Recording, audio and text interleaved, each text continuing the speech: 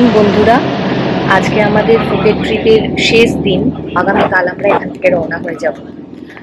আমরা জাস্ট সকাল 10টা নাগাদ এইমাত্র গাড়ি পিক আপ করেছি হোটেল থেকে আমাদের ডে ট্রিপের জন্য। আজ আমরা ফুকেট অন সিটি ট্যুর করব, আর কোনো আইল্যান্ড ভিজিটের ব্যাপার নেই।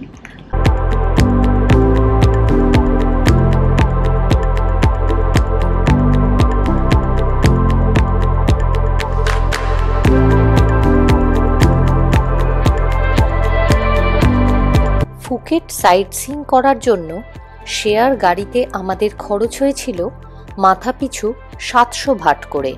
উল্লেখ্য, এই দিনের কোনো খাবার প্যাকেজে ধরা ছিল না, তবে গাড়িতে হোটেল থেকেই পিক অ্যান্ড ড্রপের ব্যবস্থা ছিল।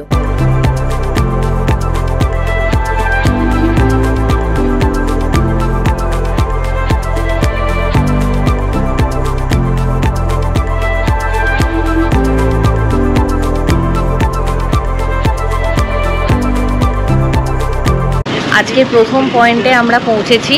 এটা হচ্ছে এলিফ্যান্ট পয়েন্ট, যেখানে ছোট্ট কিউট হাতি আছে, বাচ্চা হাতি আছে। তাদের সাথে ছবি তোলা যাবে, তাদেরকে চাইলে কলা খাওয়ানো যাবে। অবভিয়াসলি সেটা এখান থেকে কিনে। এক বাস্কেট কলার দাম নেবে এখানে 100 ভাট। তো সেটা হয়তো করছি না, কিন্তু হাতির সাথে ছবি অবশ্যই তুলব।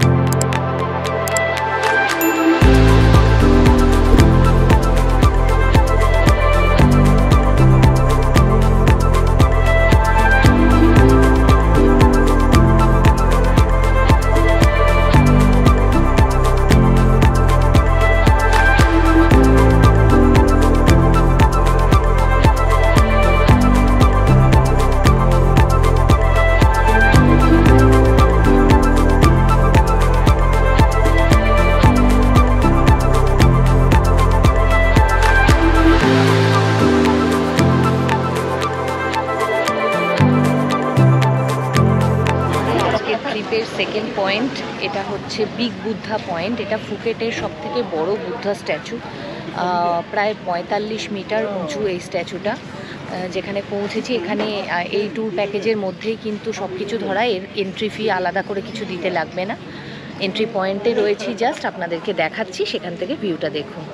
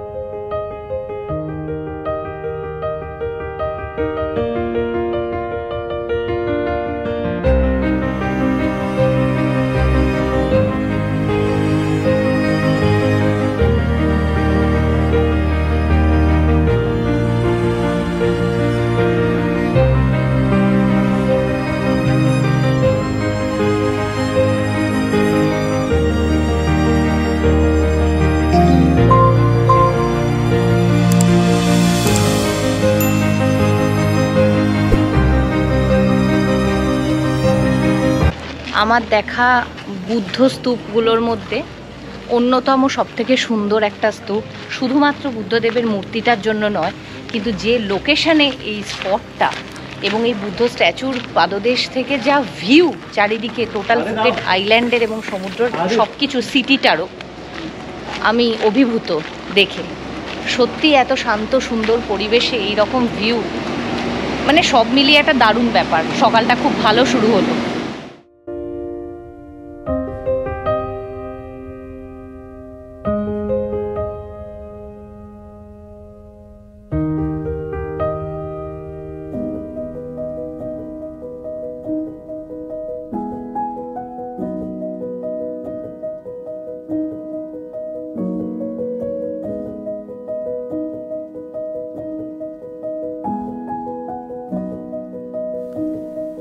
আমাদের পরবর্তী গন্তব্য ছিল টাইগার পার্ক, যেখানে বাচ্চা এবং অ্যাডাল্ট বাঘের সঙ্গে ছবি তোলার সুযোগ থাকে। তবে অবশ্যই তার জন্য আপনাদের বেশ কিছুটা টাকা খরচ করতে হবে। তবে ছবি না তুলতে চাইলে বিনা টিকিটেই কাঁচের দেওয়ালের অপর প্রান্ত থেকে বাঘগুলিকে ভালোভাবেই দেখতে পারবেন।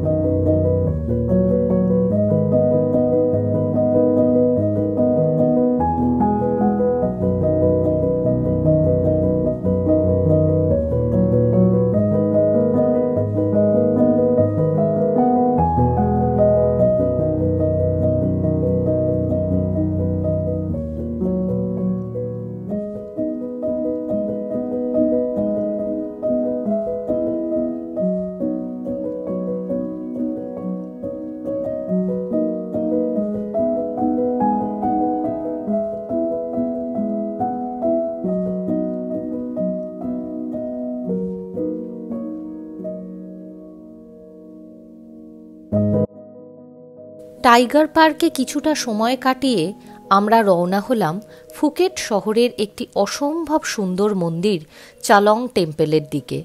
যথার্থ থাই স্থাপত্যের নিদর্শন হলো এই মন্দিরটি। পুরো প্রাঙ্গণ জুড়ে এখানে বেশ কয়েকটি সুন্দর মন্দির রয়েছে।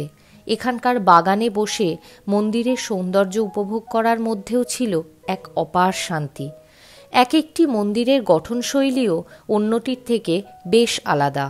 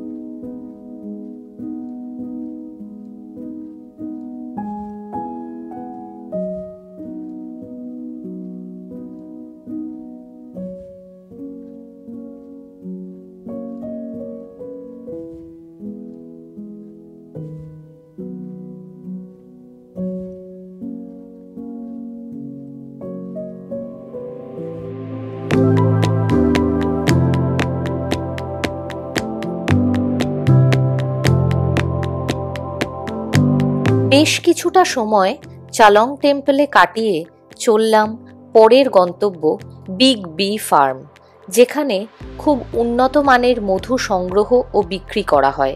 কিভাবে মধু সংগ্রহ করা হয় সেই পদ্ধতিও ব্যাখ্যা করে বুঝিয়ে দেওয়া হয়।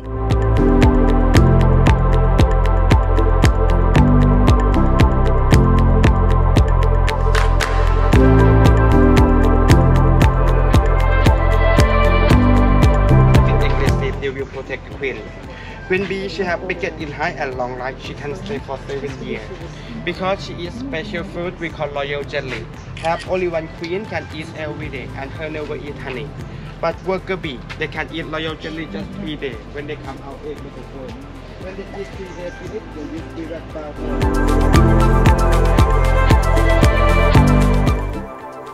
এরপর ঘুরে দেখলাম কাজু ফ্যাক্টরি।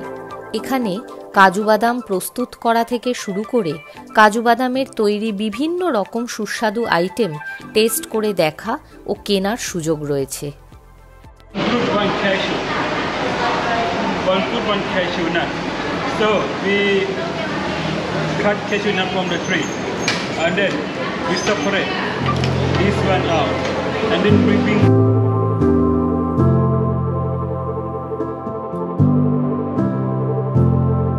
বন্ধুরা, আমরা এই মুহূর্তে রয়েছি ওল্ড ফুকেট টাউন রোডে। এই জায়গাটাতে কিছু পর্তুগিজ স্থাপত্যের বিল্ডিং দেখা যায়। এটা ফুকেটের অনেক পুরনো একটা জায়গা। আমাদের গাইড বলছিলেন যে এরকম কিছু কিছু বিল্ডিং মালয়েশিয়া বা সিঙ্গাপুরের কিছু স্পেসিফিক জায়গাতেও দেখতে পাওয়া যায়। যদিও এখন এইখানকার অনেক বিল্ডিংয়ের রেনোভেশন হয়েছে, কিন্তু তবুও এরা চেষ্টা করেছে একটু পুরনো টাচ বজায় রাখতে। যথারীতি হয়তো দেখতে পাচ্ছেন মাথার ওপর ছাতা ধরে আছে রোহন। এখানে বৃষ্টি শুরু হয়ে গেছে গত দুদিনেরই মতো বিকেলবেলা। যেটুকুনি তারই মধ্যে দেখাতে পারছি আপনাদের দেখিয়ে দিই।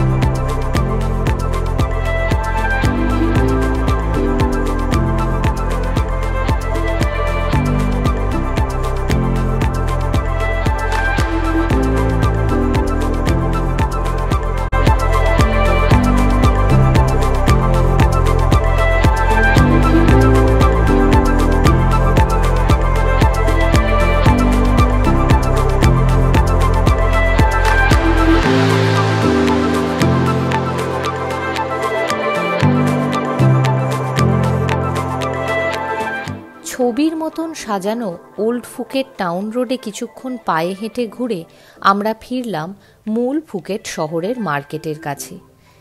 দিনটা শেষ করলাম বিখ্যাত বাংলা রোড ও এখানকার মার্কেট ঘুরে। হরেক রকম জিনিসের পসরা সাজিয়ে রাত অবধি বেশ জমজমাট থাকে এই বাংলা রোড। গুড মর্নিং সবাইকে। এখন বাজে এখানে সকাল 8টা। আমরা আজকে আমাদের ফুকেট বিদায়ের আগে আমাদের শেষ গন্তব্য ছিল আমাদের হোটেল থেকে একেবারে ওয়াকিং ডিস্টেন্সে অবস্থিত প্যাটং বিচে। আপনাদের মধ্যে অনেকেরই মনে হতে পারে যে আমরা ফুকেটে বিচ রোডে হোটেলে থেকেও কেন প্যাটং বিচে সবার লাস্ট এলাম। তার কারণ হলো এটা যে এখানে এসে যাবত আমাদেরকে ওয়েদার ফোরকাস্টে খুব হেভি রেনফল ওয়ার্নিং দিচ্ছিল। এই জন্য আমাদের একটা চিন্তা ছিল যে ওয়েদার কন্ডিশন যদি খুব খারাপ হয়ে যায় তাহলে আমরা আইল্যান্ডগুলো ঠিকভাবে ভিজিট করতে পারবো না, খুব রিস্কি জিনিসটা। তো আমরা ঠিক করেছিলাম যে যতক্ষণ ওয়েদারটা বেটার আছে আগে আইল্যান্ডগুলো ভিজিট করে নিই।